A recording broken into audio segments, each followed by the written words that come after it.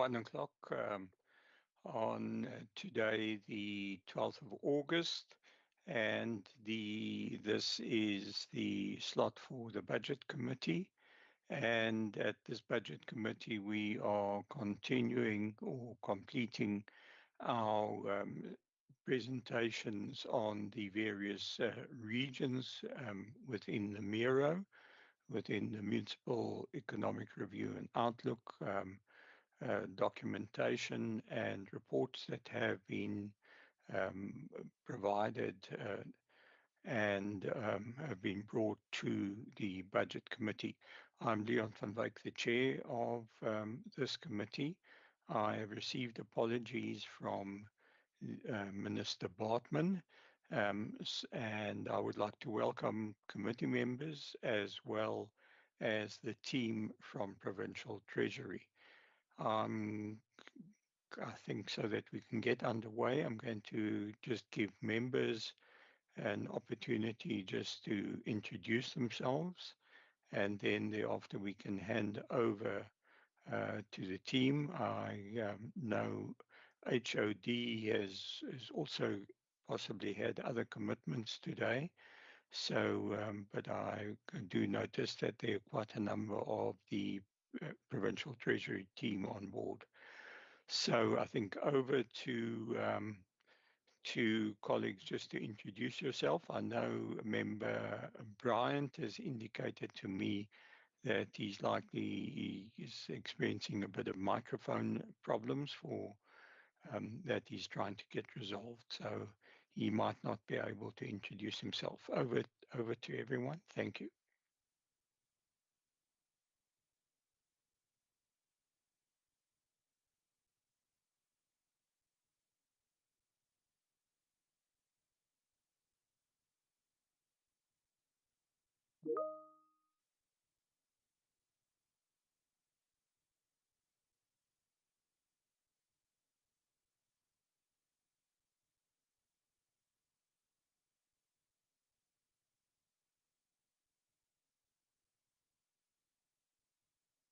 Go ahead,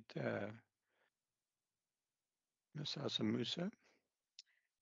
Afternoon, Chair. Afternoon, members. It seems that some of the members have problems with the audio unmuting. I note Member Mbombo's notice in the chat. I will have ICT look at it.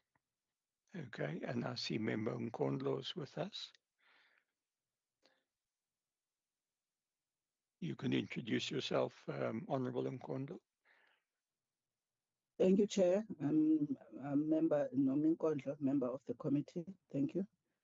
Thank you. Thank you very much. I think with that, without further ado, I'm then going to hand over to the team from Provincial Treasury. I see the DDG is with us, and I see Dr. Malcolm Boyson, I think I saw there. So I think you can just introduce yourself, and then I guess you can then go ahead and start off on the presentation. Thank you very much, Chairperson, and good afternoon to members of the committee. My name is Victor Sinna, the DDG for Fiscal and Economic Services in the Provincial Treasury. I am joined by the team that will be doing the presentation that is led by Dr. Malcolm Boyson, and I think they will then introduce themselves as they start the presentation. Chairperson, we are privileged to come and present the Municipal Economic Review and Outlook for Overberg, Cape Winelands, as well as the Garden Road District. I think as members would recall that the report provides an evidence-based assessment of the economic performance as well as challenges and future prospects of these three municipalities. The findings in the Mero Chairperson, it tells us a story of resilience, but also highlights emerging risk in these districts that we are presenting today. The Overberg, Cape Winelands, as well as the Garden Road, their economies have all demonstrated the ability to recover from the severe economic shock of the COVID-19 period. This is supported by strong agricultural production, tourism activity, as well as expanding some of the services sectors. The report also, Chair, highlights that these three districts remain key contributors in terms of the provincial economy, with strong comparative advantage in agriculture, agro-processing, tourism, logistics, manufacturing, renewable energy, and the broader services economy. I think the recurring message that the colleagues will be presenting today throughout the Mero is that the economic growth alone is not sufficient. The challenge that we have, Chair, is to ensure that growth translates into employment opportunities, particularly for young people, women, and those living in rural communities. The analysis that the team will also be presenting, Chair, it also identifies several opportunities that can unlock future growth. This include expanding value-added agro-processing, strengthening tourism offering, investing in logistics, as well as export infrastructure. But Chair, without wasting any time, I will then hand over to Dr. Malcolm Boyson, who's going to start off, and then he will then distribute the different districts among the colleagues who are here in the meeting. Malcolm, I'll then hand over to you. Thanks. Good afternoon, Chairperson and members, and thank you again for the opportunity to present the Municipal Economic Review and Outlook with a specific focus on the Overberg District and Cape Winelands and Garden Route. The presentation is going to be shared by myself, Mr. Rasul and Mr. Roman, who's going to then do the presentation, but we also joined by other colleagues, Ms. Fundiswe Kwele, Ms. Marseille Passens, and Ms. Nobashle Selwane, and Mr. Wesley Baakis. Also in attendance is our Chief Director, Mr. Owen Wilcox. So, Chairperson, if that's in order, we can then proceed to the presentation. Yes, I think certainly you can go ahead. We look forward to it, and thank you very much for being with us today. Right. Thank you. Keith, if you can just scroll to the third slide. Next one. Thank you. So this slide provides an overview of the regional economy and the employment across the 4 municipalities within the Overberg district. Just to highlight again that the Overberg district is one of the smaller district economies within the Western Cape, and the smaller of the 3 regional economies that we're presenting today.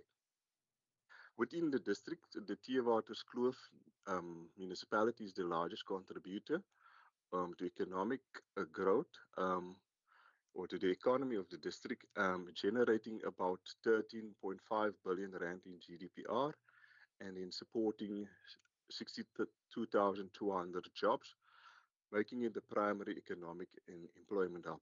Next is Overberg, so the Overstrand municipality, which follows with 9.9 billion in GDPR and nearly 35,000 jobs, and mainly driven by a diverse business base and tourism set of activities. The 2 smaller economies within the Overberg district are Cape Agulhas and Swellendam, and they contribute 4.7 billion rand and 4.2 billion rand in GDP respectively, each then supporting 16,100 jobs and 17,500 jobs respectively. The business distribution map on the right-hand side highlights that economic activity is mainly concentrated in the major towns along the key transport routes within the district, in particular the N2, with the largest business cluster located in and around Hermanus, which then is in the Overstrand municipality.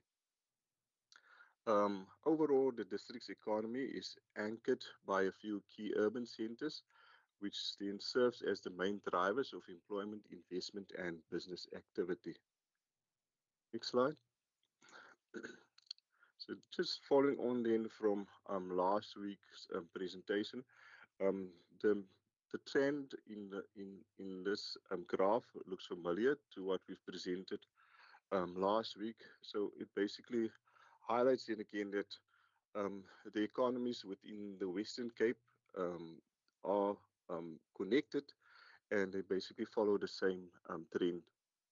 So again, in 2020, the district experienced a 2.8 contraction, primarily as a result of the impact of COVID-19 restrictions and the associated economic disruptions that followed. In 2021 and 2022, there was a strong economic recovery, reaching 3.6 and 4.2% economic growth.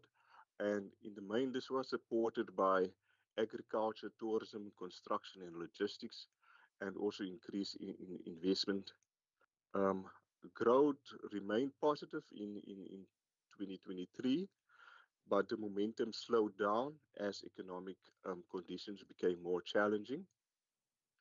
What we've observed in 2024 is that the district recorded a 1.1% contraction, mainly due to weak global demand and rising import costs and also drought-related pressures. Looking ahead, that is now for 2025-26, which was the forecast period at the time. We've observed modest recovery of 1%, and that is driven by improvements in tourism, agriculture, and infrastructure investment. So what it has shown is that the district has shown um, resilience, but future growth will depend on strengthening key sectors and improving economic condition. Next slide, Keith. Then this slide highlights or compares the economic performance with the employment growth between 2021 and 2024. So it's got the GDPR growth on the x-axis, which is the horizontal axis on the left-hand side, and the employment growth on the y-axis, which is the vertical axis. So what you see is three different colors, a bluish type of color, purple, and orange. So the purple represent the primary sectors, the orange represent the secondary sectors, and the bluish color represent the tertiary sectors. So the size of the bubble indicates the significance of the growth either towards employment or economic growth. So what we can see is that overall most sectors recorded positive employment growth, although economic output growth varied significantly across sectors. The finance sector stands out as a key driver, showing a combination of GDPR growth and healthy job creation, making it one of the district's strongest performance. By the focus on the transport and storage communication sector highlights a well-performing sector and also recording the highest economic growth alongside solid employment gains. Trade and manufacturing contributed meaningfully to employment growth, highlighting its significance as a local job creator. Then, in contrast, agriculture experiencing declining GDPR despite continued employment growth, reflecting then the challenges such as drought conditions and rising production costs. Construction and personal costs showed moderate growth, while general government recorded relatively stable employment with limited economic expansion. In summary, then, also the results highlights the growing importance of the district's tertiary sector, whilst reinforcing the need to strengthen productive activity and resilience in the primary sector. Next slide, Keith. Again, focus on the sectoral employment and performance. Here, we're looking at the top 5 sectors that are driving formal job gains and losses within the Overberg district during 2024, which is the base year for the period under review. Overall, the district recorded 3,300 job gains, but then experienced job losses of 5,130, resulting in a net loss of almost 1,830 formal jobs. Job gains were recorded across all 3 sectors of the economy, with notable contributions from marine and fishing, 351 jobs, accounting, bookkeeping, and auditing, 200 jobs, restaurant and food services, 196 jobs, and human health activities, 167, and primary education, 114. The strongest gains were supported by growth in the primary sector and selected tertiary services, reflecting continued demand in tourism, professional services, healthcare, and education. Um, However, these gains were outweighed by significant losses, primarily in the agriculture and agro-processing activities. Um, the largest job losses occurred in social work activities, almost 450 jobs, and in the pomais and stone fruit production at 445, and other fruit and nut farming at 413, and marine aquaculture at 380, and fruit and vegetable processing at 357. The concentration of losses in the agriculture-related industries highlights the impact of economic pressures, production challenges, and climate-related factors on the district's labor market.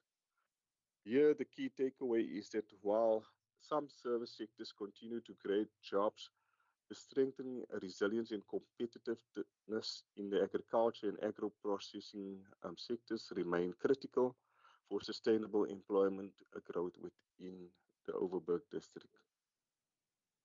Next slide. This slide highlights the principal sectors, major employers, and key economic strengths of the Overberg district. Here, agriculture and agro-processing remains the district's strongest growth driver, supported by export-orientated value chains and world-class fruit, grain and livestock, and wine production.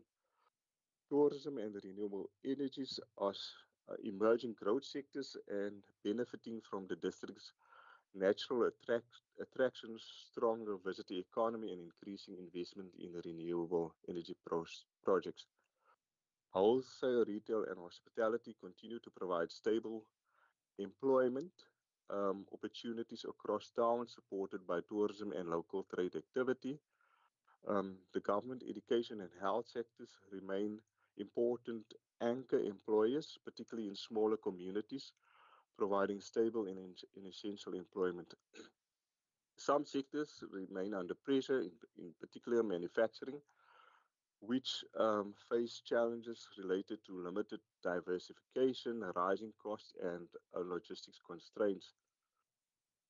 Here, the key takeaway point is that Overberg's future growth prospects lie in the leveraging its strengths in agriculture, tourism, renewable energy, and services, while expanding agro-processing infrastructure investment and economic diversification to support sustainable growth and job creation. Next slide. Here we're looking at the comparative advantage for each sector, and the members will recall from the discussion last week that we're looking at a comparative advantage, or LQ ratio, of 1 or higher indicates that that sector has a comparative advantage. So the primary sector in this regard is the district's strongest area of specialization, with the LQ ratio of 1.31 for GDPR and 2 for jobs. Um, Agriculture is a standout sector with a very high concentration level at 3.64 for GDPR and 2.88 for employment. Again, highlighting the importance to the local economy and labor market. The secondary sector is slightly concentrated in economic output than employment, with construction showing particularly strong presence. And the tertiary sector is broadly aligned with the provincial averages across trade, transport, and finance, as they all show modest specialization in economic activity. Sectors such as the general government and personal services have lower LQ ratios, indicating smaller relative presence in the district's economy. So the Overberg is then strongly anchored by agricultural and related activities, while construction, trade, and transport provide additional areas of competitive strength and economic diversification. Next slide. This slide, again, we want to look at the contribution of each sector within the Overberg district towards the Western Cape's economy. Just as an introduction, the Cape Metro dominates the provincial economy across all the largest, across most of the sectors, and particularly finance, trade, and manufacturing. The Overberg district contributes a relatively modest share to the provincial economy, with its stronger contributions coming from agriculture at 1.2%, finance at 0.6%, and manufacturing at 0.5%, and trade at 0.5%. Then relative to other districts, the Overberg economics profile is then more concentrated in agriculture and related value chains rather than a large-scale industrial and service activities. Next slide. Here, in this slide, we're looking at the relationship or the change in employment and GDPR growth, and the story is similar to what we've presented last week. So between 2014 and 2019, the districts experienced generally positive GDP growth and steady job creation, while unemployment remained relatively stable at around 12 to 13%. In 2020, the COVID-19 pandemic had a significant impact, with GDP contracting by approximately 4%, with more than 10,000 jobs lost.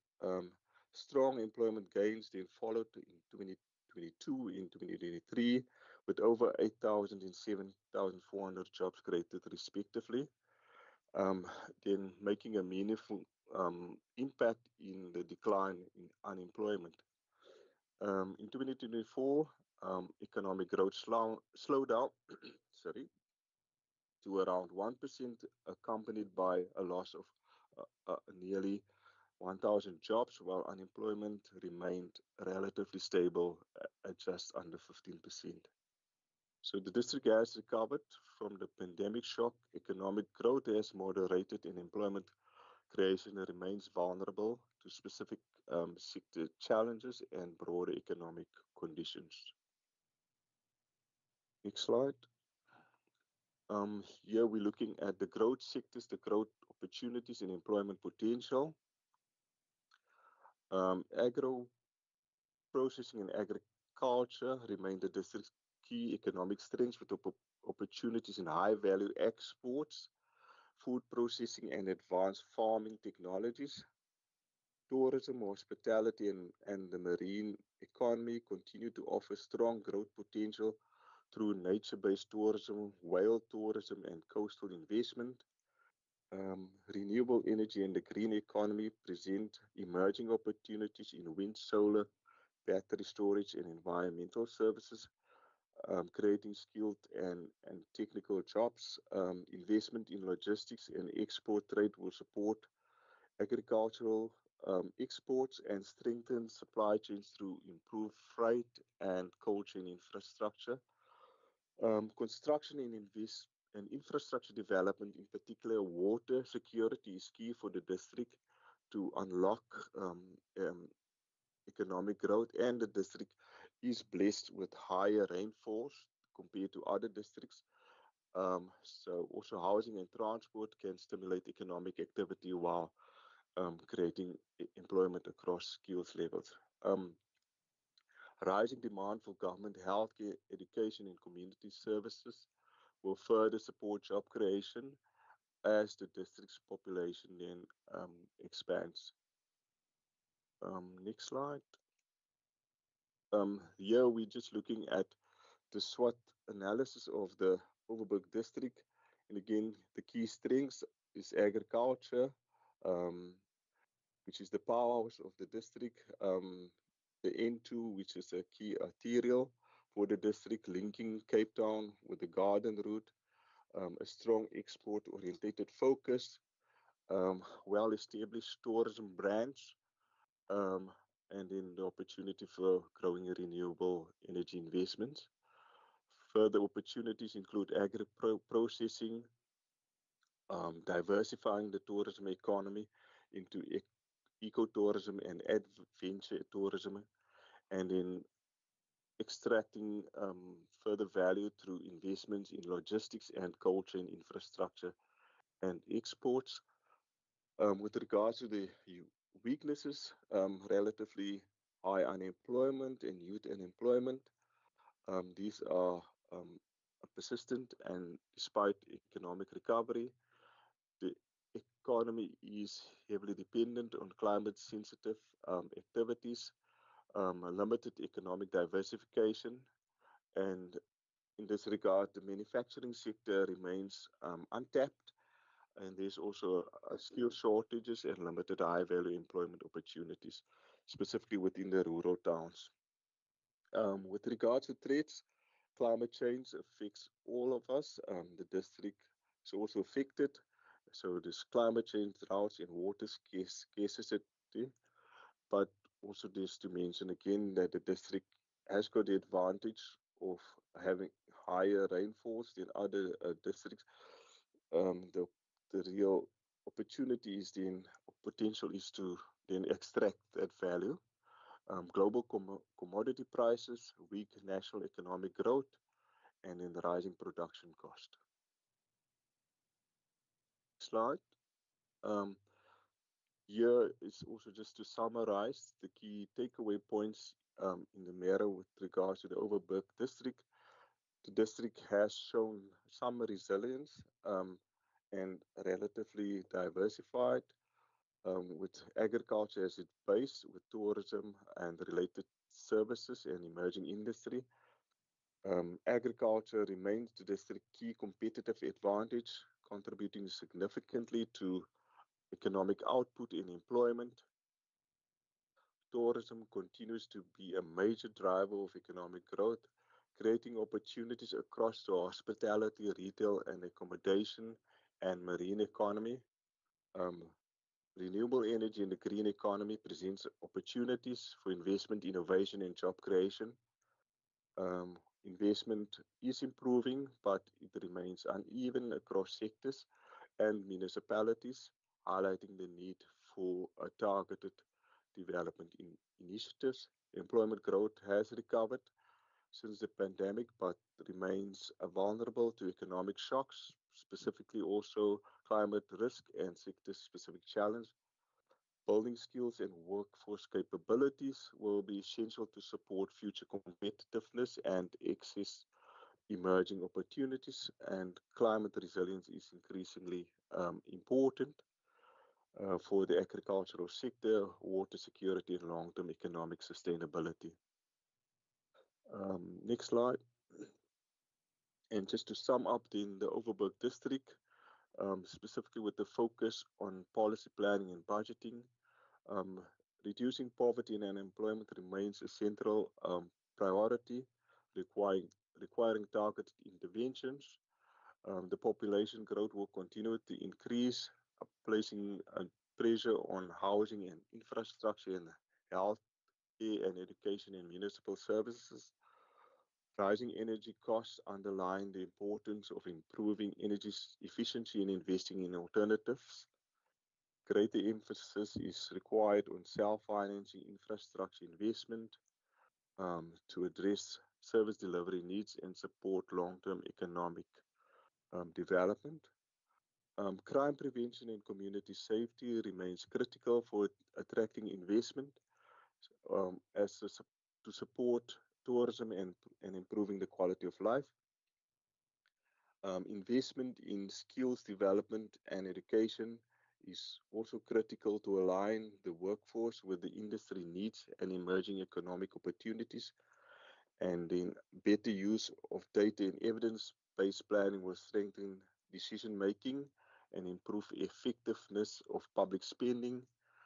And finally, supporting international trade, tourism, and the informal economy can help diversify and unlock economic opportunities to broaden economic participation across the districts. Thank you, Chairperson. That summarized the Overberg, and Mr. Rasool will then now proceed to Cape Winelands. Thank you.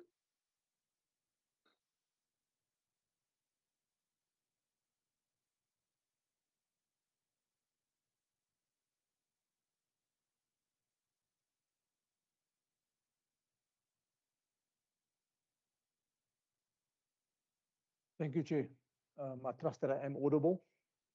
Yes, you said the audible. You Thank you. can Let be me on jump your way. into. Thank you. Let me jump into it. I think Dr. Boyson has provided a sound base for the two remaining presentations, which is obviously mine and the ensuing one. I aim not to go into this one into too much detail, but to highlight the key factors coming out of the Cape Winelands district, so as not to disregard the economic performance of the winelands. But I don't want to bore the members with too much detail, but to say that as per last week as well, and we had quite the intense discussion on the makeup and the performance of the district economies. What Dr. Boyson has alluded to now in the Overberg is it's much similar to the Winelands. I think where the Winelands finds itself, let me jump straight into the Cape Winelands now, economic performance as per Mero. I think where the Cape Winelands finds itself is similar to Overberg, which is slightly smaller as a district, also smaller in GDP, but where it finds itself spatially positioned is in the favorable sort of position of bordering the metro. And it's one of the, well, it's certainly the best performing metro in the country, or one of the best performing. But the spillover, it's no secret that the city of Cape Town, or the metro, has all, I would say it's reached its growth potential, but from a space perspective, we're finding that the inner edge of the metro economy is being pushed further and further to that urban edge, and we're getting closer and closer to that urban edge. And on that urban edge lies the West Coast district with Saldanha and Swartland on the west corridor, and then sort of inland, leveraging off the N1 is the Winelands.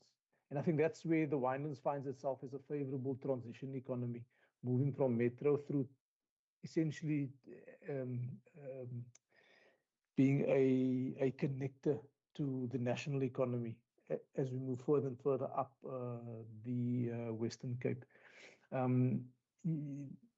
The Winelands economy is centered around Drakensberg and Stellenbosch.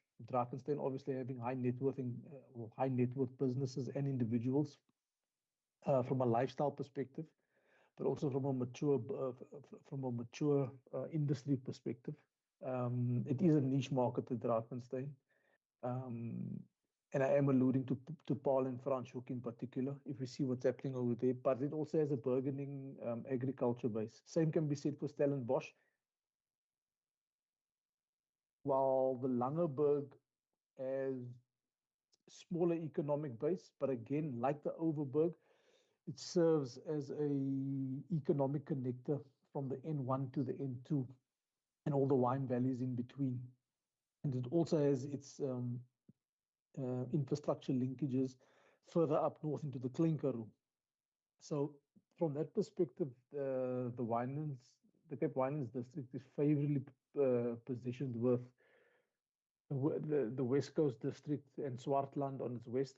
It has the Overberg and the N2 corridor on the east coast, and then south of this district we have Stellenbosch leading into the metro. The next slide, please.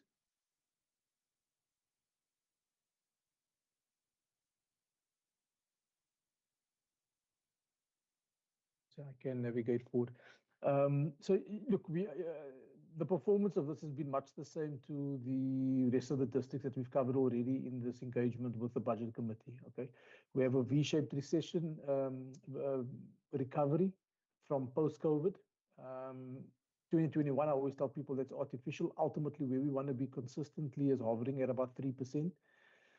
We're well below that. In fact, if anything, post-COVID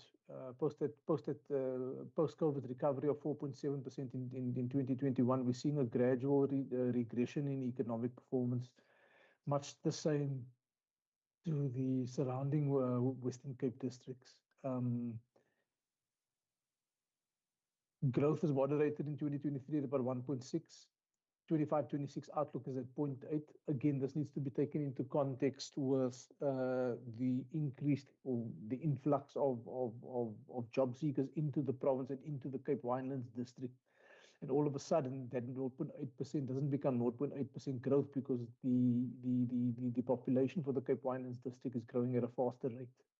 And therein lies the problem. So you have an economy that's basically bottomed out. You have an influx of job seekers into the district, but yet from a municipal finance perspective, we're seeing that the equitable shares are not quite matched, and obviously it's a sticky topic with Stats SA, but the equitable shares that these municipalities or that our municipalities within the Winelands district now need to operate within, it's not aligned to the actual situation on the ground, the demographics. The key growth drivers for this Cape Winelands district naturally is agriculture, agro-processing, tourism, manufacturing, and infrastructure investment. I think that's a nice mix of sectors or industries, as it covers your primary sector, secondary and tertiary sectors as well. So it's got a fair spread, but obviously with agriculture in the primary and agro-processing through its manufacturing aspect being the key focal points, as well as tourism and logistics.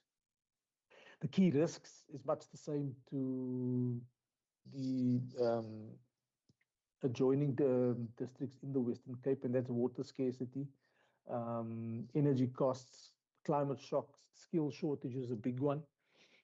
And then, of course, global uncertainty, which affects the export potential of the district. The district's a net exporter of fruit and wine. Global uncertainty and supply chain issues on key shipping routes or key trade routes affects this region in particular. If you look at the comparative advantage, we've explained essentially here we're looking for comparative advantage or LQ quotient of 1 and above. The primary sector exhibits that strongly through agriculture. We can see what a dominant force agriculture is, both in terms of contribution to GDPR, but also from an employment perspective. Manufacturing also key at 1.1 and 0.85. Electricity, gas, and water are emerging sectors. Construction key to this district, and then you've got strong LQ quotients in your tertiary sector with trade, transport, storage, communication, and finance. So again, and I'd almost say that this district is almost the envy of the city and a few other so-called more affluent districts, in that it's got a space spread over your primary sector, secondary sector, and tertiary sector, which bodes well for economic stability going forward, but also from a diversification perspective. It doesn't necessarily have all its eggs in one basket, although agriculture is the main economic driver over here. For me, the troubled sector, though, with manufacturing in terms of performance, and I'll get to that now when I get to the actual figures, you've got manufacturing as a highlighted as a troubled sector, with agriculture losing ground, and therein from a value chain analysis. So if you look at how these sectors are all connected in the economy, because the economy is not just we present sector performance over here, but it needs to be taken into context over here. The economy doesn't operate in isolation. Okay, there are key value chains. In fact, it's a new addition to this year's medal, which we're bringing through stronger, and that is the key value chains per district. And a key value chain for the Cape Winelands district in your primary is your agriculture, and in your secondary is manufacturing, and both are perceived to endure troubled waters going forward. I've touched on this. We look at the competitive advantage, the strong performance of agriculture tourism, your major employment bases of manufacturing services, and then the emerging opportunities where that sits. The growth in terms of agricultural exports, your renewable energy, which has come in fairly mature, fairly new, lots of investment. But we can't ignore the upside of this. From a regional sector performance, we see, contribution. These are the contributions. So in terms of how important are the various sectors to the overall provincial Western Cape picture. And we see there that agriculture is massive. Mining is never going to be massive in the Western Cape. Manufacturing at 0.8% is notable. Anything close to 1 or just over 1 is sizable. And so we see from a government perspective, where we sit here today discussing with the budget committee, where we sit in provincial treasury, and also advising our municipalities. It's the primary sector and the secondary sector. So that's agriculture, manufacturing, electricity, gas and water, and construction, which are the sectors. And touching into the tertiary sector, I would say trade, because that encompasses tourism as well, is where the focus should be in trying to turn the economy around, and also seeing what makes the economy of the Cape Winelands district sort of propel itself forward. In terms of GDPR, employment growth and unemployment, we see GDPR growth has sort of regressed steadily post-COVID. Employment has sort of tapered off, although it is still quite notable. And we see that like the city and the surrounding districts, we see that net employment, there's been a net shedding of jobs as we navigate away from post-COVID the last 5 years to where we are these are 2024 numbers. There was a shedding of 3,091 jobs. That in itself leads to cyclical changes in the economy. And by the cyclical changes, I mean that when you have wars, etc., and you have unstable investor confidence globally, then your open economy and your export potential of your local economies come under pressure. And that's from fruit, wine, whatever our key exports are. We delve a bit deeper into those products in the mirror. I'm not going to do that today. But you can see that in 2022, there was 22,840 net jobs. Similar number in 2023, and then a shedding of 3,000. So for a district like the Cape Winelands district, that says that we have troubled waters on the way, and that's how we navigate that going forward. Now, also from a municipal planning perspective, because remember, when there's a net shedding of jobs, that is your vulnerable segments of society that are affected by that. So by that, it means that you're going to have inevitably you're going to have growing indigent numbers, but also with a net job and a downward economic spiral in a district economy, the ability for households to pay for goods and services will come under pressure, and that's how it finds its way back to us in the province and to municipal CFOs, where the balance sheet of municipalities come under pressure, specifically through the trading services account, which is your water, your property rates, and your taxes, the revenue streams of municipalities. The sectoral GDPR performance and forecast, again, we see agriculture as a major role player. For me in 2024, that's a recorded figure of 11.9% regression. That is massive. Okay, that's in your primary sector, and it's one of your bigger primary sectors. That's the foundation of the Cape Winelands economy. So it says to me that troubled waters within the next, I would say, 2 to 3 years, definitely.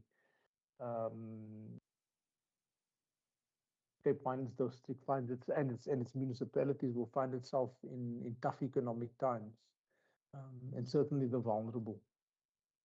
2025, we have a forecast of 7.3 and 14.3. I think that's a bit ambitious, and I'd like to see in this year's mirror, which we'll be publishing now in September, how those figures look. But certainly agriculture is under pressure, so too is manufacturing. Remember, that's a quick fix for economic development, growth. For economic development and growth within any region is a burgeoning manufacturing sector. And where that comes under pressure, recovery is slow and not wide felt. Okay. You've got construction as well, which is a major role player, also shrunk in 2024 at 4.4. Tourism not as much, and negative at 0.2, but still there's stagnation there. And then finance, which is a fairly mature sector, will always find its way out of the rubble because it's effectively just housed in a particular area. But given the high maturity and the technological nature of that finance sector, it's not one that has a wide ranging implication to the daily lives of citizens within the Cape Winelands district, given the characteristics of that sector. This just further reiterates what I've said earlier, that there's been 2,400 job gains, but if we look at the job gains vis-a-vis the net in-migration into the Cape Winelands district and the seasonal activity of labor, and the unemployment due to those cyclical shifts in the economy, then yeah, there might have been 2,500 jobs gained, but it's not nearly enough to turn around the economy and also to salvage your most vulnerable, which is your sort of lower skilled, low income households.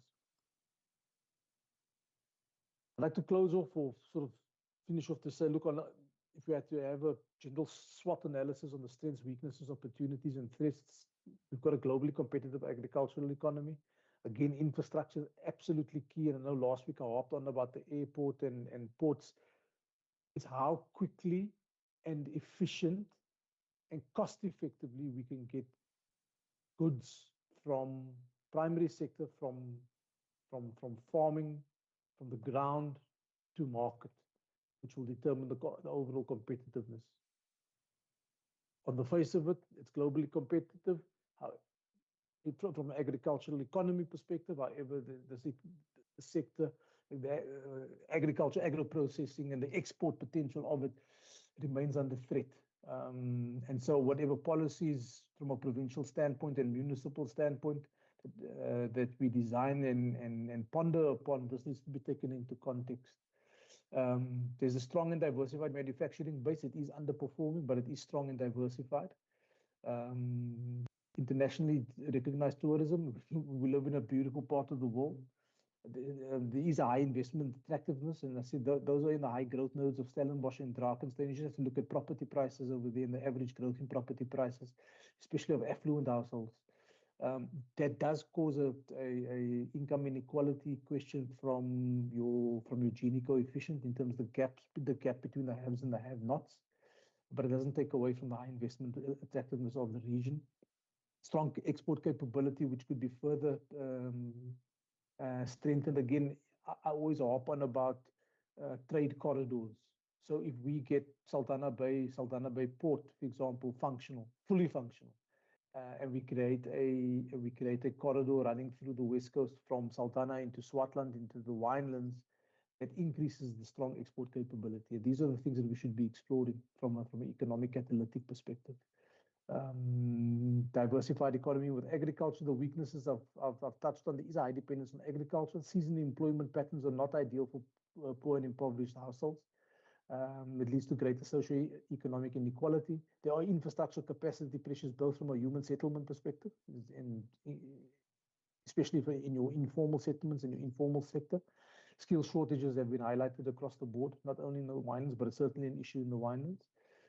There are opportunities which I've covered briefly, but the threats is obviously climate change. We're seeing now specifically we've had a very dry winter, so how does that affect farming going through the dry summer months from a water security perspective, and then also your global economic uncertainty, which has your inflationary pressures in your increasing input costs, notably fuel. In closing, the key implications for policy, which I'd like to pitch to this budget committee, again, it's not too dissimilar to what Dr. Boyson has presented earlier today and the presentations of last week, is that poverty reduction needs to be pivotal to all policy options that are pursued or reviewed by policymakers in this province. That's at the provincial and at local. Population growth is notable because rising energy costs, which affects inflation depressions the bottom line of businesses, especially your small, medium enterprises across the district. Self-financing from infrastructure investment is ongoing through ABF in the Treasury. But we now see that with a dwindling fiscus, why that becomes even more important, especially down to our local government partners in municipalities, as to what they are able to finance from within. Crime prevention, a politically sensitive topic, but it is in the background. These numbers are steadily regressing. There are issues. Crime, and hence crime strategies need to be linked to this, but from an economic performance perspective, wherever socioeconomics is being, or the socioeconomic paradigm is being challenged within a specific area, the first indicator that will pop up its ugly head is crime. It's not an excuse for it, it's a reality. You have data for proactive planning, which we believe that documents like the Mero feed through into, and it needs to feed through into all aspects of policy making. You've got your skills development and education. That's the soft part of infrastructure that people very, I wouldn't say conveniently, but it's easy, you know, when we get entangled in the debate of economic performance and what this economy needs, to focus on that, because that's your soft infrastructure. If you have a skills mismatch to industry, and this is basically down to district economies and local municipalities through the LED, local economic development channels, and the engagement of the local business commerce bodies. This is an area that needs constant resourcing and momentum. You've got your international trade and tourism, including the informal sector in those value chains, as I've explained earlier, because the key way in which you grow is, yes, internal demand, aggregate demand internally within the borders of a region or within the borders of the country, key, but also the export potential, especially for a country like South Africa. And I'd like to close off on that. Thank you.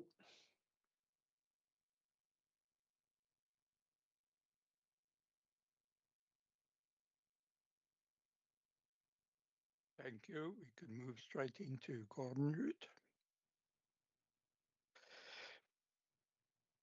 Chairperson and members, good afternoon. My name is Keith Roman. I'll be presenting on the Mero outcomes for the garden route. In terms of this slide, GDPR and jobs overview, the slide provides the spatial context for understanding the garden route's economy. District is an important secondary economic region of the Western Cape. But economic activity is not evenly distributed. George is clearly the dominant economic and employment center, accounting for around 40% of the regional output, followed by Mossel Bay and Oudtshoorn. Together, George and Mossel Bay account for almost 58% of the district economy. The business map on the right-hand side reinforces this concentration, particularly along the Into economic corridor, connecting Mossel Bay, George, Knysna, and Plateau. At the same time, Oudtshoorn, Esekwa, and Kannaland provide important agricultural, tourism, and rural economic linkages, giving the district a relatively diversified economic base. The critical issue, however, is the relationship between economic growth and employment. While the garden route economy grew by approximately 1.2% in 2024, this growth did not translate into corresponding employment growth, with the district recording a net decline in jobs. this suggests that the policy challenge is increasingly not only about generating economic growth, but also ensuring that growth becomes more employment intensive and inclusive. From a municipal finance perspective, the economic geography is equally important. Growth in George, Mossel Bay, and the coastal corridor means increasing demand for water, sanitation, electricity, roads, housing, and other municipal infrastructure. The sustainability of the Garden Road's economic trajectory will therefore depend significantly on municipalities' ability to maintain, renew, and expand infrastructure in line with economic and population growth. The key message from this slide is therefore that the Garden Route has a strong and diversified economic platform, but future growth needs to become more employment generating, spatially inclusive, and supported by sufficient infrastructure investment.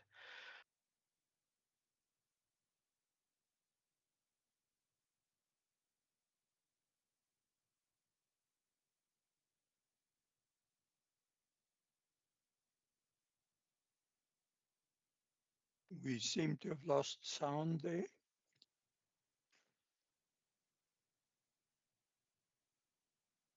My apologies for that. In terms of the GDP growth trend, this slide places the current Garden Road economy within its longer-term growth trajectory. What we see is an economy that has demonstrated significant resilience after the COVID-19 pandemic, where after recovery has weakened.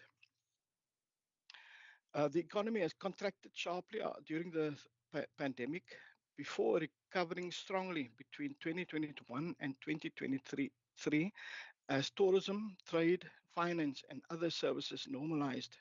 However, the important distinction is between recovery growth and structural growth. Much of the initial improvement represented the restoration of economic activity lost during the pandemic. The moderation thereafter suggests that the district has not yet transitioned into a sustained higher growth trajectory. This is particularly important when we consider employment. The latest Mero indicates that economic activity has not been generating jobs at the rate required by the growing labor force. The development challenge is therefore not simply to increase GDPR, but to improve the employment intensity and inclusiveness of that growth. The next slide. In terms of comparative advantage, this slide takes the analysis further by asking where the district's underlying economic strengths actually lie. As explained last week, we use a location quotient to measure this. And we assess this separately for economic output and employment because a sector's contribution to GDPR does not necessarily translate proportionately into jobs. In this case, agriculture stands out as the strongest established comparative advantage with an LQ ratio of 1.85 for GDPR and 1.69 for employment. Construction is another significant specialization, measuring at 1.52, and thereafter finance, trade, transport, and manufacturing also demonstrate important regional strengths. However, the important message is that comparative advantage is dynamic. Agriculture, construction, and trade remains areas of specialization, but are losing ground, while manufacturing, finance, and transport are strengthening, as indicated in the slide. Energy and personal services are emerging from a lower base. The Garden Route already possesses identifiable economic strengths. Development challenge is to protect those losing momentum and accelerating those gaining strength and connect them through infrastructure and value chains so that comparative advantage translates into sustainable and employment generating growth. Thank you. Next slide.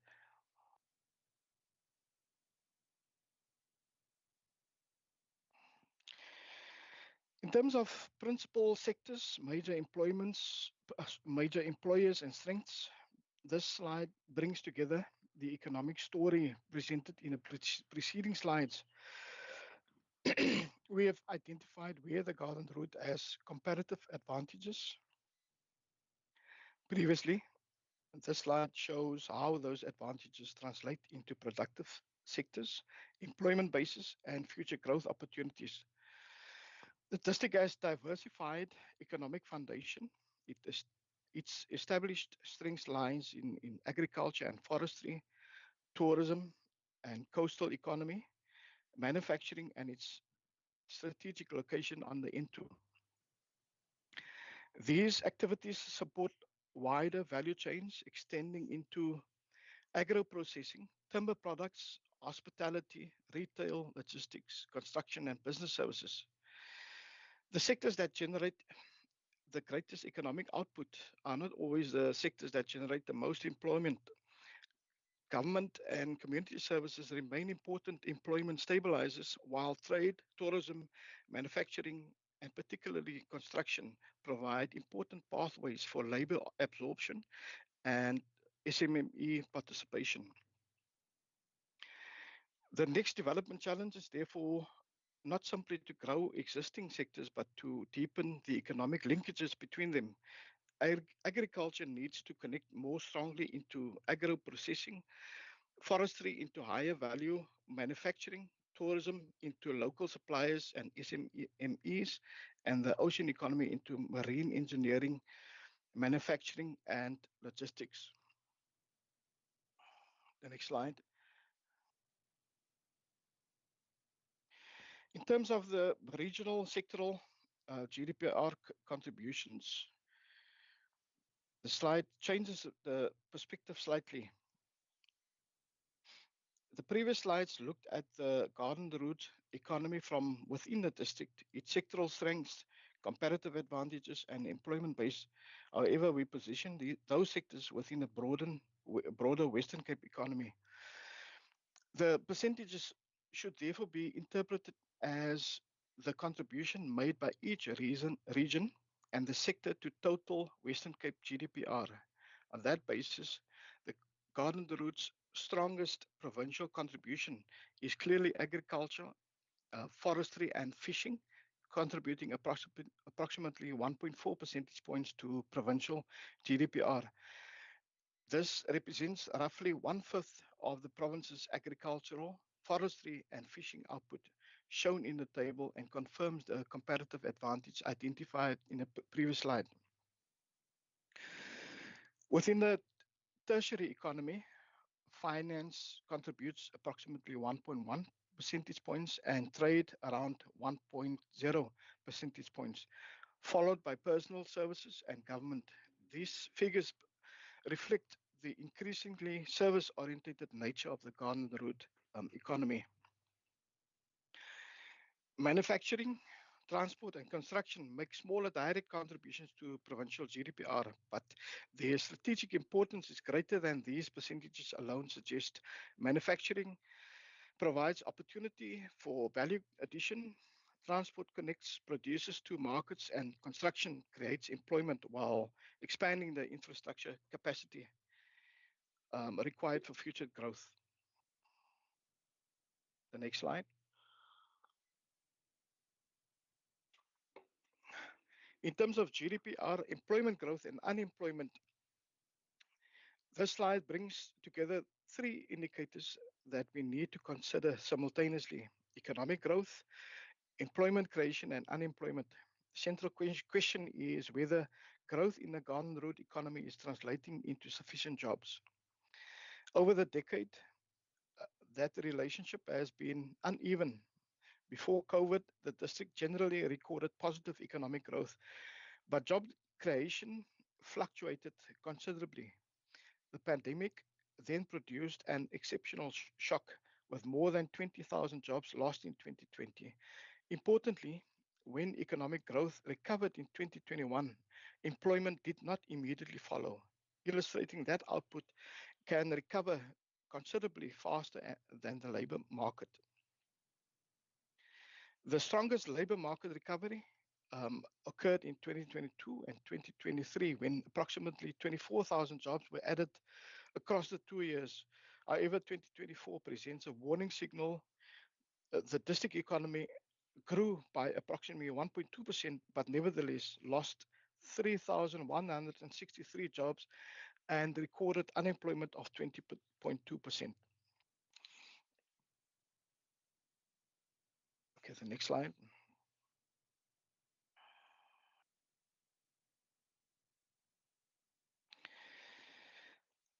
In terms of growth prospects and employment opportunities, this slide identifies where the Garden Route economy currently stands. The slide shifts the discussion from diagnosis towards opportunity. The key question is whether future growth can realistically come from, and importantly, how that growth can be translated into jobs.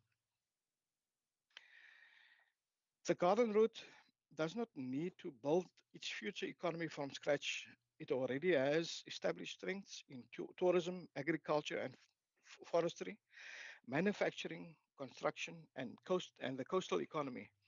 The opportunity is to deepen these strengths, move further up their value chains, and complement them with emerging opportunities in renewable energy, marine industries, and digital technologies. Tourism remains particularly important because it is labor absorbing and generates expenditure across hospitality, retail, transport, events, and small businesses. Agriculture and forestry provide similar opportunities if the district retains more value locally through agro-processing and timber manufacturing. Manufacturing can strengthen this process by converting regional resources into higher value products. Infrastructure and construction are especially important because they provide a double economic dividend. They create employment immediately through construction activity, while the completed infrastructure expands the productive capacity of the economy and can crowd in private investment. The next slide.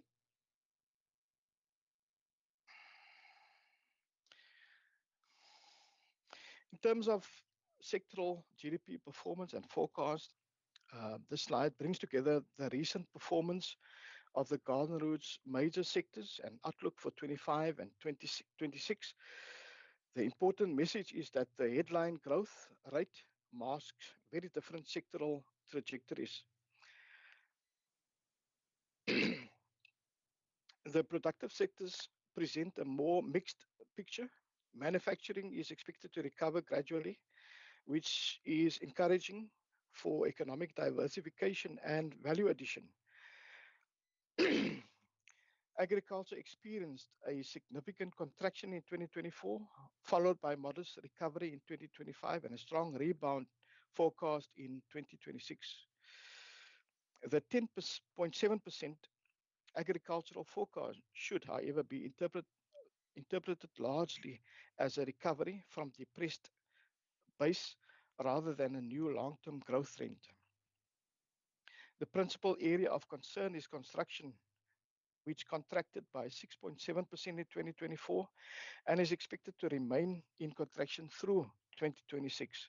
This matters because construction is both an employment-intensive sector and an enabler of future productive capacity. From a budget perspective, this strengthens the case for protecting infrastructure investment. Provincial and municipal capital programs can provide counter-cyclical support to construction in a short term, while addressing water, electricity, transport, and other infrastructure constraints that currently inhibit private investment.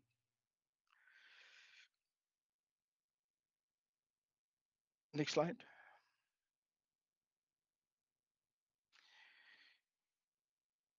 In terms of the sectoral employment performance, the slide provides a more granular view of what is happening within the Garden Route labor market. Rather than looking only at the overall employment figure, it identifies the industries in which formal jobs are actually being created and those in which employment is being lost. Between 2023 and 2024, expanding industries generated approximately 7,233 formal jobs, while contracting industries shed 4,368 jobs, resulting in a net formal employment gain of 2,865 jobs. The important structural observation is that the strongest job creation occurred in tertiary sector activities. Retail generated the largest gain, followed by short-term accommodation, higher education, restaurants, and other personal services. This confirms the importance of the visitor and service economies as employment generators in the Garden Route. Tourism, in particular, has wider employment effects because visitor expenditure flows through accommodation, restaurants, retail, transport, and other local services. On the next slide.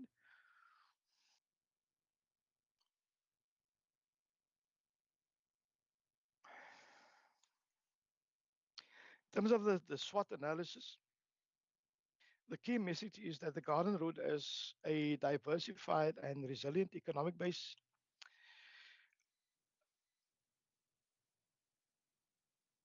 Okay. The slide doesn't Yes. seem to be moving on.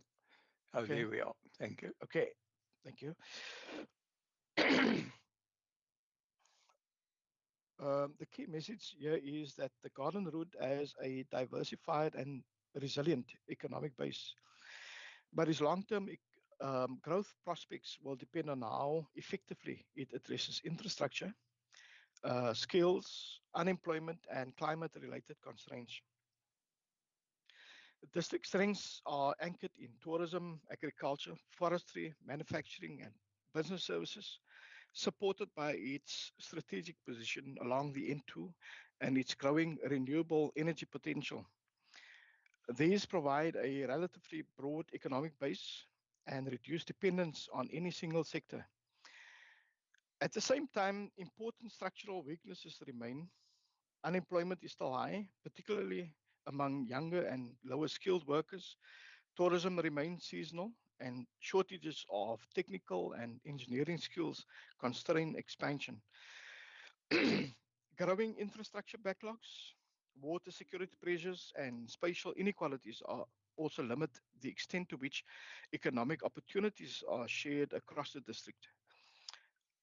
In terms of opportunities, this lies in building on existing advantages rather than attempting to create an entirely new economic base. Renewable energy, the ocean economy, agro-processing, and diversified tourism all offer credible avenues for investment and employment.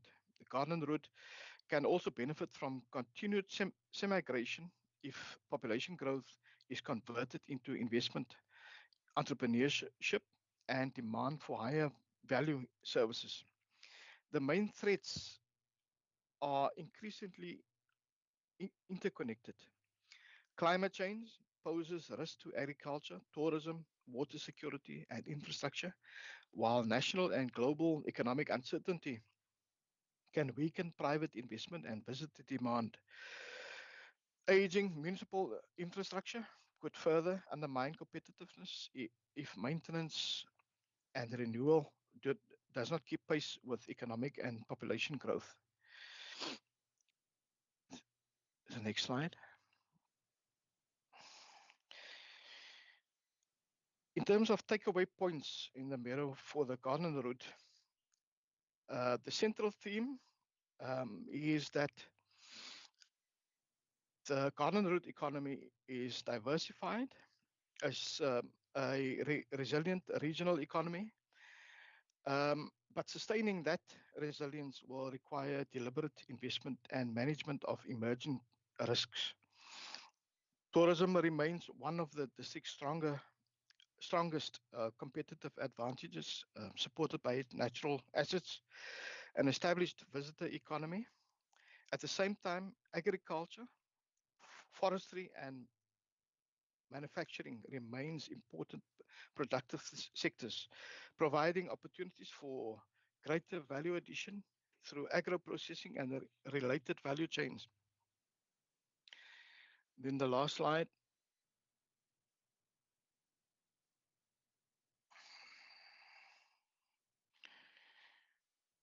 Yeah, this slide translates the Meadow findings into practical implications for policy, planning, and budgeting.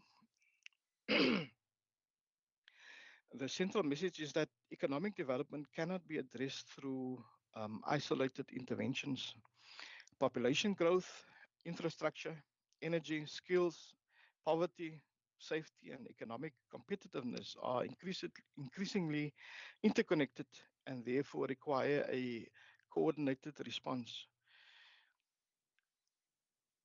Population growth is increasing the demand for housing, water, sanitation, electricity, water, roads, and social services. So in this case, planning and capital budgeting therefore needs to become more forward-looking, supported by reliable data and demographic projections such as we have in the Meadow. At the same time, rising energy costs affects households, businesses, and municipal finances. This strengthens the case for energy efficiency, renewable energy investment, and greater energy resilience. Given constrained public finances, municipalities will also need to strengthen self-financing and alternative approaches to infrastructure investment while protecting maintenance and asset renewal. Importantly, infrastructure investment should be prioritized where it can both address service delivery pressures and unlock private sector investment and economic growth.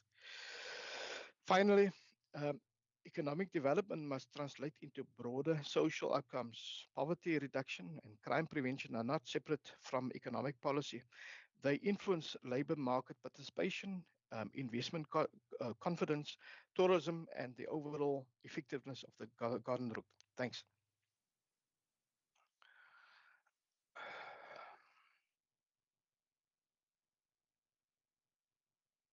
Thank you. Thank you very much to the team for these presentations today. I think they are most insightful and follow in the trend of what we have seen with the other regions and the overall mirror report that we received earlier this year.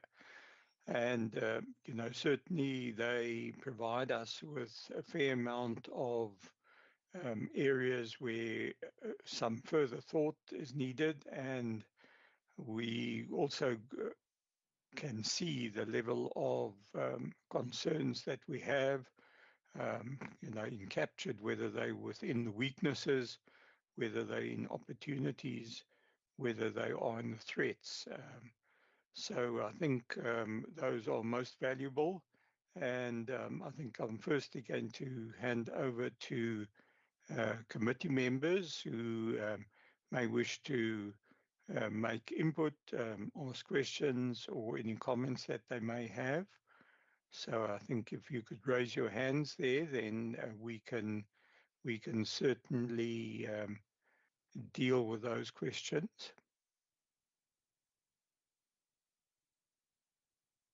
I'm seeing Honourable Nkondlo. I think you can go ahead in the meantime, Member Nkondlo. Oh, thank you for the presentation. Thank you, Chairperson. Indeed, what we had to look at here is similar in terms of growth and sector performance of these major industries like agriculture, construction, trade, and others, to demonstrate the connectedness of the local with the regional economies and the national economy in any way.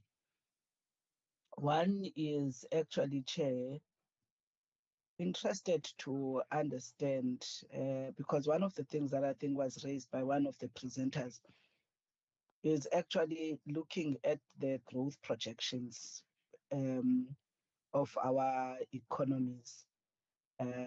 If you compare or if you juxtapose from the COVID period, that it seems we have actually been struggling to actually go to a growth level that we can comfortably say, we are experiencing the much needed growth, because we all know that also COVID compounded some of the economic challenges, particularly of those vulnerable areas in our communities, including industries.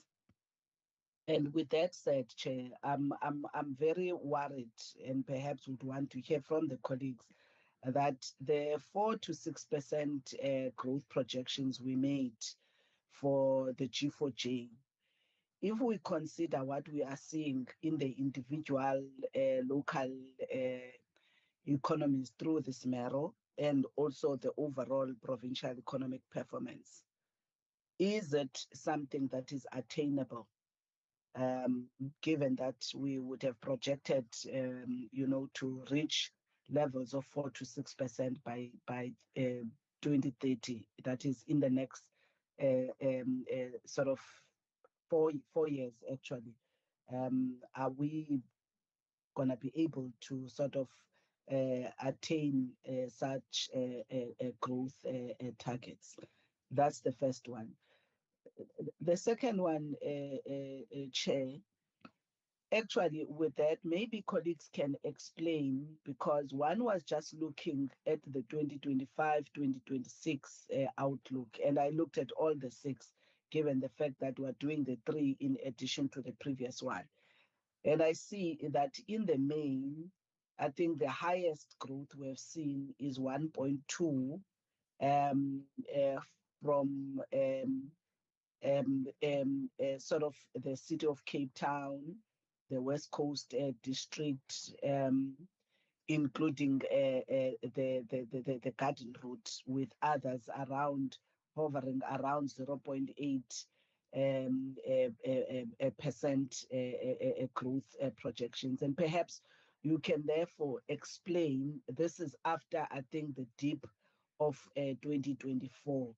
So for me, I think it's important just to help us understand this growth, because I remember one of the presenters was speaking around, looking at even the recovery of agriculture, that we must be able to understand it, not of its own, but after, also some of the growth challenges or regression that you would have seen within the agri space. So perhaps maybe try and explain to us, about, this 1.2% growth that you are seeing from the 2024 dip of most of our local economies. And then the other issue, Chair, that is also concerning me, perhaps colleagues can explain, is that when one looks at the overall, job gains versus job losses, one sees once again, when you consider this, I'm very worried if I look at the slide that you have presented that tells us about the sectoral employment performance. One of the things, if I'm not reading properly, please help me to understand, because I'm not seeing in both the job gains, on the one side versus the job losses. One is not seeing much, of the construction related job gains, and for me, that is worrying, especially given, the investment that we have been making as a government, you know, in infrastructure, especially capital infrastructure. And one would have thought would see those in the numbers, you know, particularly in your job gains, you know, that you are seeing, you know, those numbers landing. But when I look at most, you know, management consultancy activities seems to be, you know, topping the list, you know, where these job gains are much more significant with, you know, jobs in the public sector, which is more government jobs, you know, retail in others, and more jobs. I think that would be seen as more tourism related, you know. So one is actually very worried, you know, especially on the investment being made, because of the fact that part of what we say in terms of our growth focus is infrastructure-led growth. So we're spending much more money, we're directing more money to infrastructure. But one, if you follow, you know, the top 5 sectors of job gains, one is not seeing, you know, those that investment coming to the fore. Can you maybe explain that to us? And secondly, explain the fact that whilst we are gaining jobs on one hand, you know, we are seeing, you know, significant job losses on the other hand, you know, which lead to net jobs that are not necessarily showing that we are making the necessary leap. And I'm saying the necessary leap because if you consider the majority of people that are outside of the job market, you know, it is growing. You know, youth unemployment is growing. Young people, those that are not in employment, not in education and training as much, and discouraged workers also, you know, those numbers are very high. If one were to juxtapose those numbers, you know, with the numbers, you know, of job gains, if you just take the sample of the top 5 sectors for formal job gains and losses. So I just wanted to understand that perhaps you can give me a much more a better explanation. And indeed, as I think one colleagues have said, you know, one gets to be very concerned, you know, if you look at that sectoral performance in the different regions, and you see year in and year out, you know, that you know, there seems to be very sluggish or very slow growth if you were to move from 2021 to where we are in 2026 of the different sectors, both whether in primary, secondary, or tertiary sectors. And I think it then takes to what you have said, you know, in the last slide.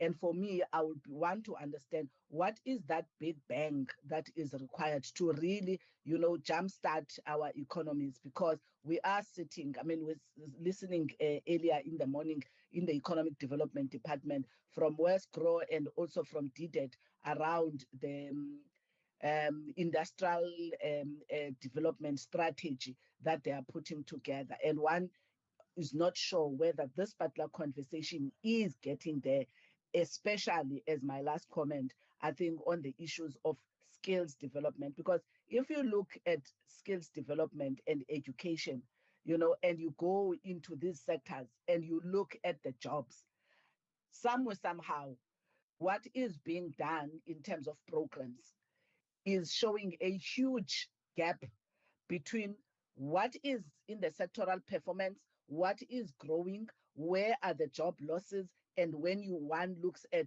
where is the investment being made of skills, including the quantities.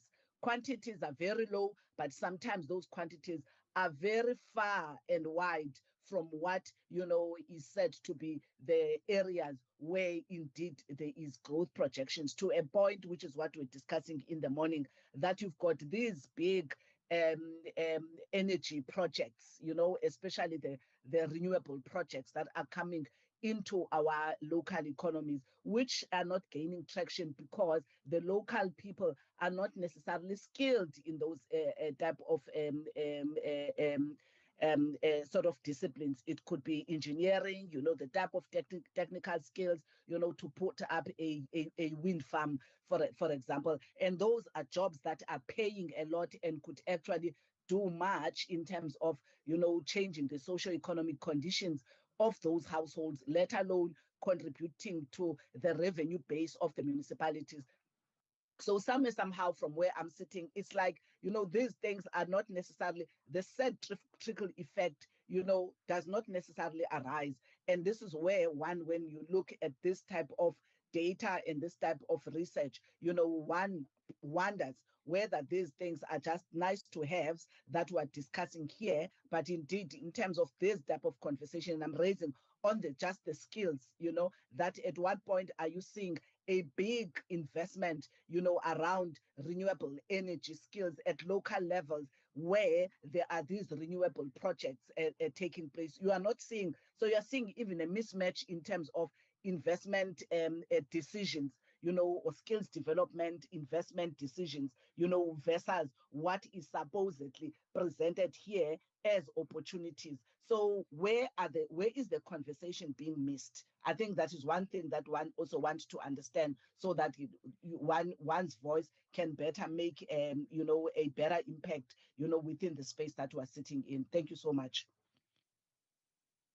Thank you very much, Honourable Nkondlo. I'm just looking to see if there are any other hands at this stage, but I think I'm going to hand over to the team now for some response, for some comments there. I think certainly if we follow through what we discussed last week, the whole aspect of manufacturing that is not providing the level of jobs, the level of employment that we would like to see. And then, also some of these comments on agriculture that we have concerns there. So it's quite important that we start looking to what sectors we need to be promoting that could provide the level of employment that we certainly need.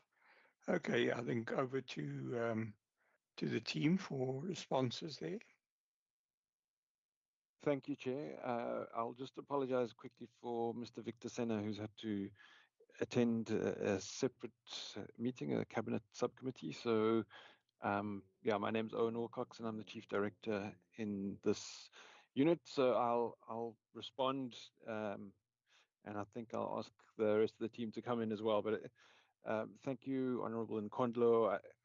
I think all of us would identify with the questions you have, and also the how we all want to try to do whatever we can to increase growth in South Africa, increase growth in the province, increase employment opportunities. So in terms of, if I can try to answer some of your questions, the G4J spoke about that 4 to 6% economic growth by 2035. And I think you're absolutely correct in noting that the projections that we have for now are not reaching that sort of level. I think the one thing you asked was, what is the big bang that can lead to growth? And that's that is the $64,000 question. There are a number of levers that the province is looking at, and I'm sure you're aware of all of these. But so we are trying to focus substantially on infrastructure investment. Our view is that the more we invest in infrastructure, the more growth we'll see. Infrastructure provides the capability for growth and capacity for growth. So by increasing our spending on those sort of projects, we'll be able to increase capabilities and basically improve the supply side of the economy, so that we can create more jobs and more economic growth. And then, I mean, in terms of skills, it's a key question. And we do have a severe skills mismatch in South Africa, and that obviously gets reflected in wages. That there's a substantial pool of workers who don't have the skills that match what the economy is demanding, and that means that they're not getting the wages that really livable wages sometimes.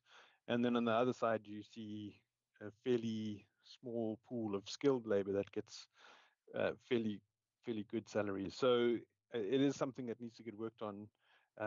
And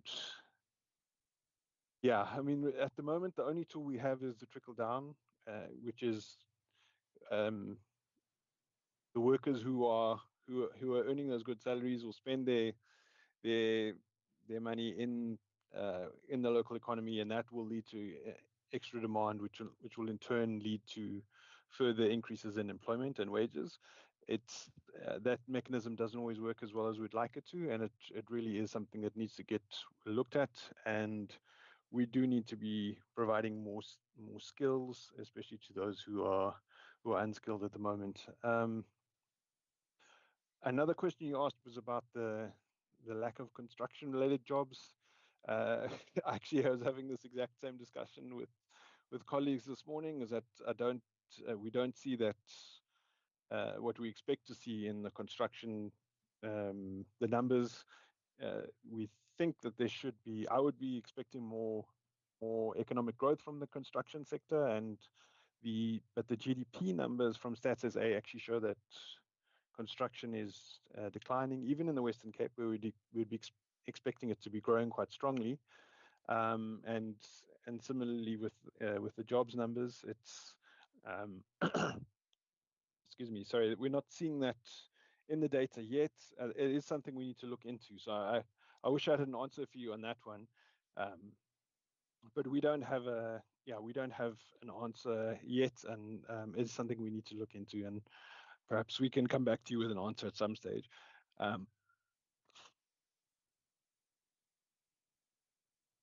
Excuse me, sorry, the frog in my throat just had to come out right then. Yeah, so, and in terms of, I wish I had an answer in terms of what is that big bang that can lead us to growth. One of the other things that we need to look at is demand. So government has focused a lot on the supply side of the economy, and we see this also at national, but I would argue that something we need to look at is demand. It's demand that brings in investment. When companies see that demand for their product is exceeding their ability to supply it, they have to invest. They have to build extra capacity. They have to hire new workers. And that's the sort of signal to the rest of the economy to start increasing output, and then we see economic growth. So that's that virtual cycle that once demand increases, it starts leading to more growth, more employment, and then it feeds on itself. That additional demand also creates more investment. It's a virtuous cycle of growth, which we haven't really seen in the South African economy for quite some time. So we won't really expect much of that much demand to be created at the national level. Fiscal policy is not going to help too much with demand.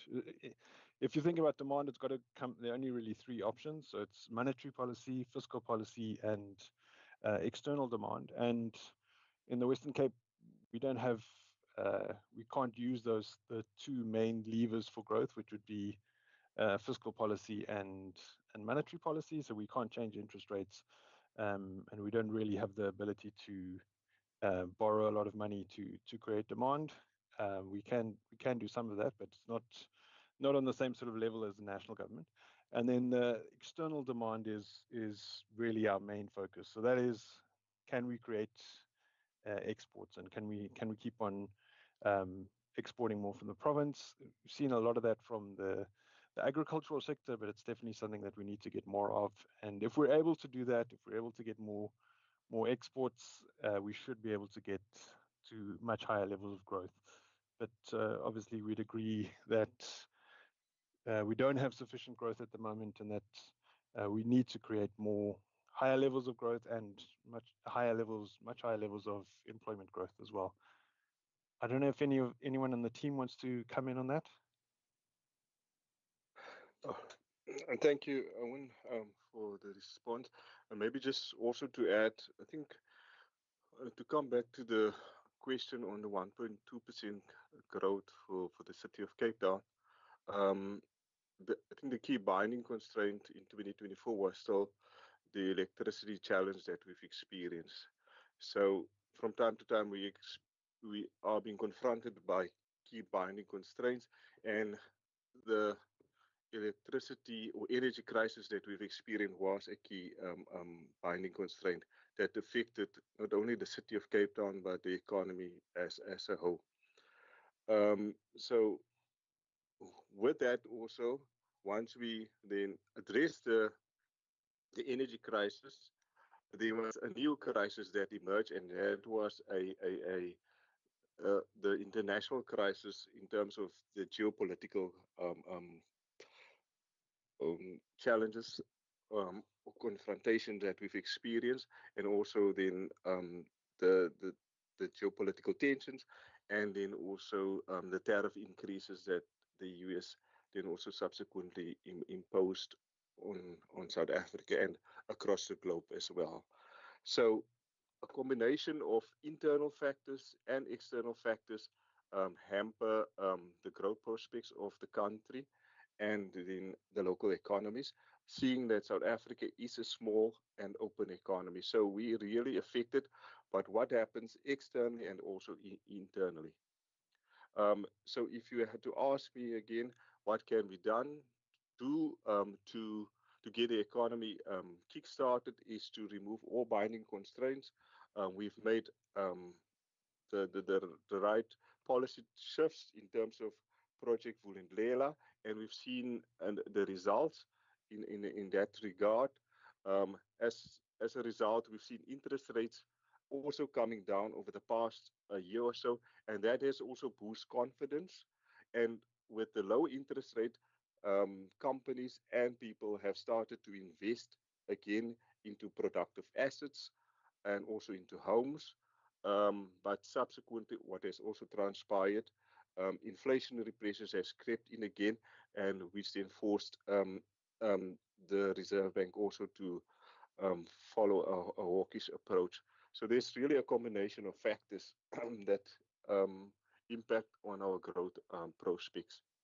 With regards to whether the 4.6% growth is attainable, I think it was a stretch a target as such, but yet an ambitious target that was set. Um, and the question then is a 4.6% growth realistic? Yes, we have experienced 4.6% economic growth in the past. The question, though, is then to achieve sustainable economic growth. And a stable economic growth is probably better than a high economic growth, because a high economic growth, you can always fluctuate. But just to mention that post the development of the G4J strategy, which was then developed before the rising political tensions that we've experienced, the G4J growth target was subsequently then downgraded in mid 2025 to a more ambitious target of about 3.3% annually. And there was also an adjustment in terms of the size of the economy from 2035 from 1 trillion to about 700 and to 800 million. So these was then done in the response to the external trade and macroeconomic pressures that we were confronted with, specifically in the diplomatic friction and trade tensions with the United States, including the 30% tariff on South African exports implemented in August 2025, which then constrains export and growth projections for the province. And so then in terms of the construction sector, and Owen has touched on it, I think the challenge therein is also a reporting issue. What you also find in the construction sector, there's a bit of labor brokering happening, So the jobs that is being um, registered is not necessarily being reported under the secondary sector. So it may be reported under the tertiary sector. So I think that is a phenomenon that we experience in the construction sector. With regards to the city of Cape Town, key challenges and the 1.2% growth, again, this should also be seen in the context of the national economy. But having said that, the, the city of Cape Town has its own set of challenges, its own unique economy, and key issues that also affected the city of Cape Town is the challenge with regards to the port, and that is another binding constraint. Um, and we've also experienced with the economic, the geopolitical tensions, there was also a reluctance to visit the city, and that impacted also on tourism. And then there was also other factors in North Africa related to the Ebola virus that also had an impact on tourism. And once those factors almost sort of like east, we saw a return in terms of tourism, and that also then improved the local economy, and specifically the city of Cape Town, and we've seen a subsequent increase in tourism numbers. So thank you. I just want to check with the other colleagues if they want to come in. Ashley, Keith?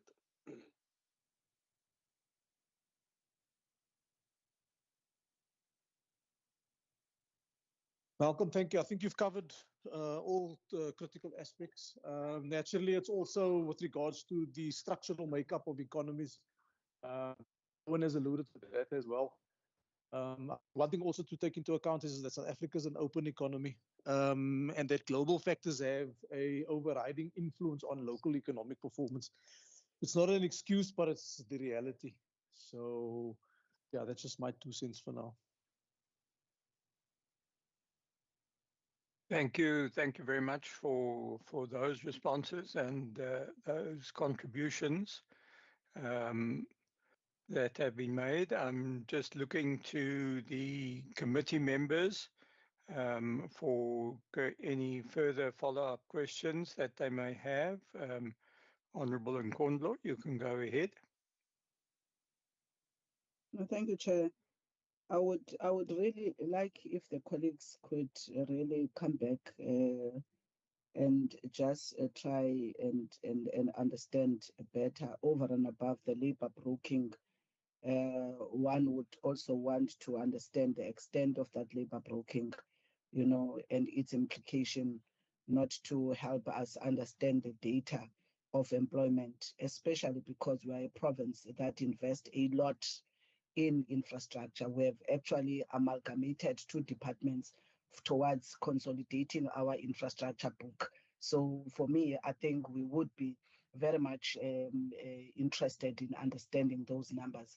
So I think it's something that I would want us to get the department to actually go back and give us more information about why are we, because you see, this for me, if you just consider different studies and economists, some would have critiqued this notion of infrastructure-led growth because the trickle effect that we all wait for is something that sometimes we wait for perpetually and we don't see that trickle effect, and for me, I would really, this is one, simple with a naked eye, something that you think you'll definitely see, in terms of job numbers, especially job gains, because on a yearly, quarterly, there are huge infrastructure projects that we know. We're building roads, we're building schools, we're building houses.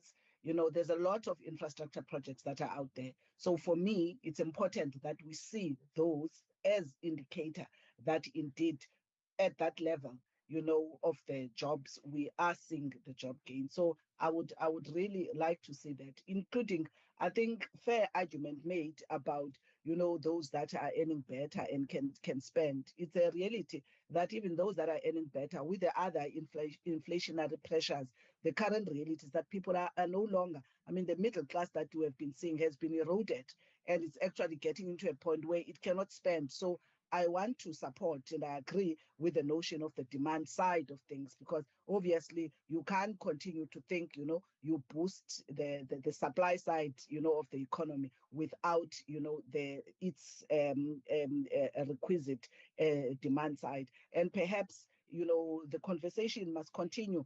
We are always told that the minister in the provincial treasury, Minister of Finance here, in the MinMax, they have these conversations. So we would want to see the very thing happening at that level, also through the GNU, that such conversation about, matching the demand side, of things are these conversations that are.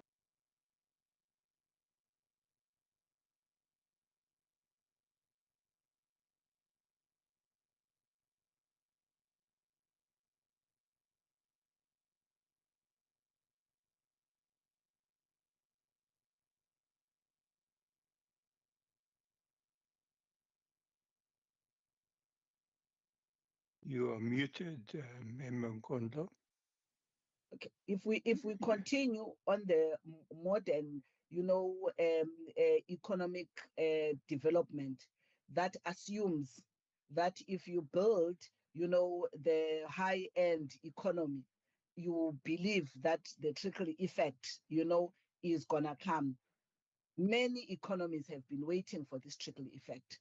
So part of also the equation must be, the same. If we're talking about infrastructure-led growth and we elevate it, we must also talk about elevating the informal economy.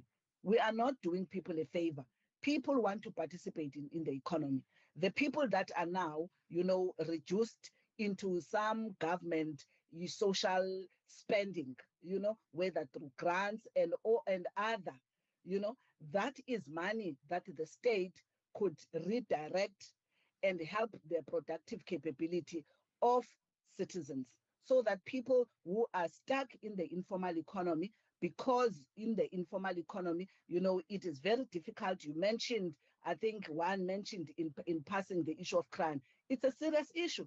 It's one of the biggest issues. That is why at a national level we're sitting with the Mahlanga, because crime is actually the other side of corruption, and it actually takes away, a lot out of the economy. And I do not know why, when we have this conversation about the Mero, we take that lens out of the conversation to understand the informal economy, the reality of crime and corruption, also at that level, and how it is actually also, taking up what could potentially, be going into the cycle of the growth of our economy. So I think it's an important issue that we must also include in the conversation. So I think, having heard what is being said here, I think this is sufficient information.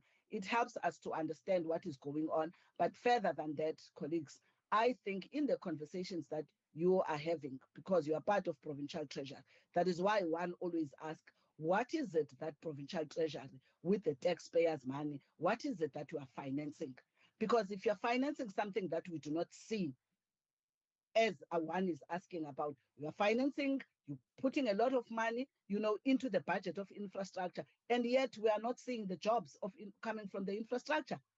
And for me, I do not understand, why would Treasury not be interested in seeing the money that you have put in infrastructure and the job numbers that must actually be there in these local economies. So I think this is part of the reason why we're not having this conversation for its sake, for demonstrating that, we understand economics, we can speak, the jargon. It has to come down to indeed right into, the level of the economic growth that we are seeing. So I think part of what one would like to see, Chair, is also including the issue of the informal economy in the next Mero that we're going to be looking at, colleagues. One will be raising, once again, I've been raising this matter since I've been in this parliament, the issue of the informal economy. And I'm not sure why are we not making the necessary noise, if indeed our interest is growth of the economy. Because if that economy also, is able to be, the potential to be unlocked, it has a great potential of ensuring, because we've seen its growth numbers even during the COVID time. It was one sector, that was able to demonstrate positive growth, even during COVID, at the time. So I want to raise this, Chair, as my concluding remark on this discussion, that one would like to see that presentation or investigation that the department will do, but also to see the issue of the informal economy in the next Mero, so that we can understand what exactly, whether there is any improvement. Because on one hand, you speak about this, you hear the minister, saying, no, we are attending to this, but it's always, something that is far-fetched. You can't, it's like a ghost that you can't touch and see, even with data, where exactly is the work that is being done to recognize that this is an area of growth that needs to actually be unlocked. Thank you so much. Thank you, Member Nkondlo. I'm just looking at other members if there are any further questions that they would like to raise. I think, I'm not seeing any hands. I'm also very mindful of the fact that the next indications are that the next Miro reports will be coming quite soon, and that might well be then after we've had the next period of recess that we will be having, which is around about 3-4 weeks away now. Then we'll be getting the next Miro, and there are certainly a number of issues that I think we need to be exploring further and having deeper discussions on the whole aspect of how do we get greater levels of labor absorption in terms of whether it be infrastructure, whether it be the current economic activity that we are seeing, and what needs to be done there to raise those levels of employment. So I think at this stage, what I'll then just hand over to PT if there are any further comments that you may have on Member Nkondlo's her searching questions and very valid questions that she has, that if you could perhaps give some response there now. And then I think based on that, after those responses, we can probably move to concluding this session. So I think over to Owen Cox and your team, if there's any further response there. Thank you. Thank you, Chair, and thank you, Member Nkondlo. Yes, we're happy to come back to you regarding the construction sector and how it appears in the employment data. I think Dr. Boyson is onto something, but let's get that and we can respond in writing to you if that's. I hope that's sufficient, and we'd want to confirm that as well. And regarding the other, you made a good point about the impact of crime. I think everyone would agree with that. That crime has a significant impact on employment outcomes and on growth, and especially in particular parts of our country that where crime is concentrated, it does have a much more severe impact and will result in less growth and fewer jobs wherever crime is most prevalent. I don't know if there's anything else to respond to there. Sorry, Dr. Boyson, is there anything you want to come in with? I think, sorry, just in terms of the informal sector, Dr. Boyson can respond about that for the mayor. Thank you, Mr. Wilcox. Yes, indeed. We again welcome the opportunity to present to the committee. We will, where it is possible, try and look into those matters, but also um, mindful of our production timelines. But if it's not in this upcoming Mero, then definitely in subsequent Meros that we will look into it. Thank you. Thank you. Thank you very much there for those responses, and I think for the questions that have been raised. And yeah, I think certainly as a committee, we will also um, be keen, obviously, to get to greater possible solutions and the way forward to be able to see growth in the economy. But I think we appreciate the work that is being done, um, and we're dealing with a fairly complex system. And I once again want to thank Provincial Treasury and your research teams that have been involved in putting together the Miro documents, and wish you well for the next round. And, obviously, I think we are all keen to see that we do make progress as an economy, that we do make progress in terms of the jobs that we are adding. But thank you very much for the work that you've done and for indulging us with these further and deeper reports covering the various districts around the province. So I think with that, I would then like to say we can release you now, and you can get back to your Wednesday afternoon activities, and then the committee will just stay behind so we can wrap up our work for the day. So thank you very much for being with us today, and enjoy the day further. Thank you, Chair. Thank you, Chairperson. Thank you.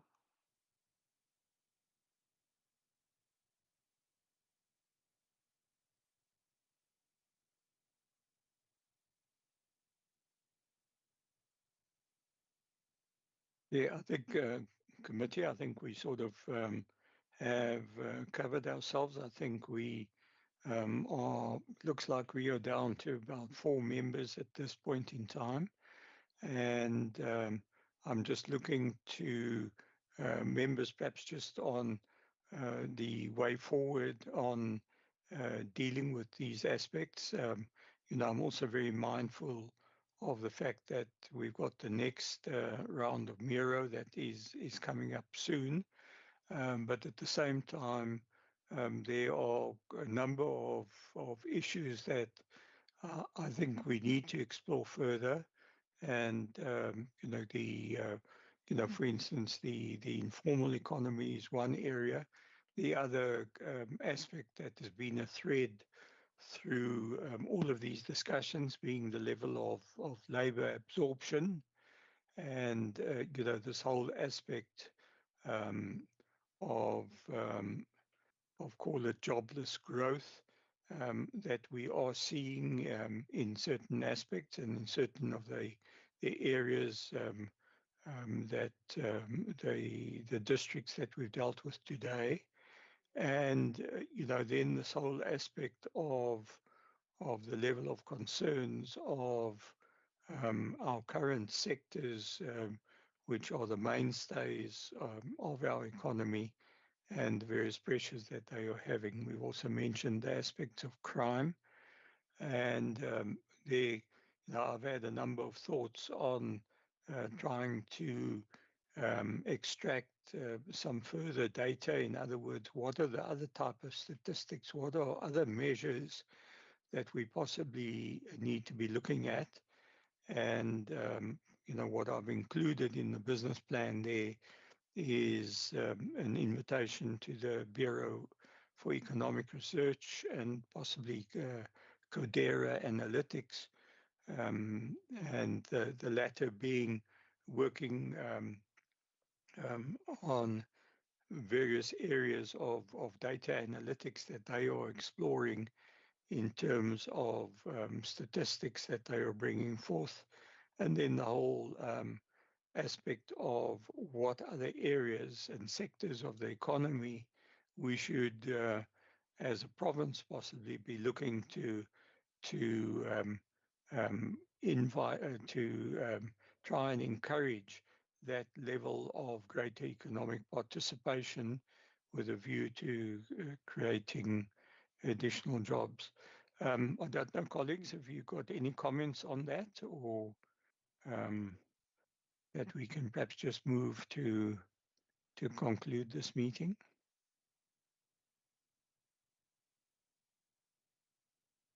Hopefully that is acceptable. And then looking to you, procedural officer, anything else that we should perhaps be covering today? No, Chair, that is all that's on the agenda for today. Any documentation that will be adopted will be at the next budget meeting. Okay, I think that's that. If you've perhaps just taken notes on some of the comments that have been made today, because I think those are valuable and we can pick them up at the next meeting then. And I think with that, thank you very much for your attendance today. And I hope the session has been worthwhile. So I think that we can then adjourn the meeting. It looks like it's about 7 minutes past 3. Thank you very much to everyone. Thank you, PO. Thank you, Chair. Thanks, committee. Thank you. Bye-bye.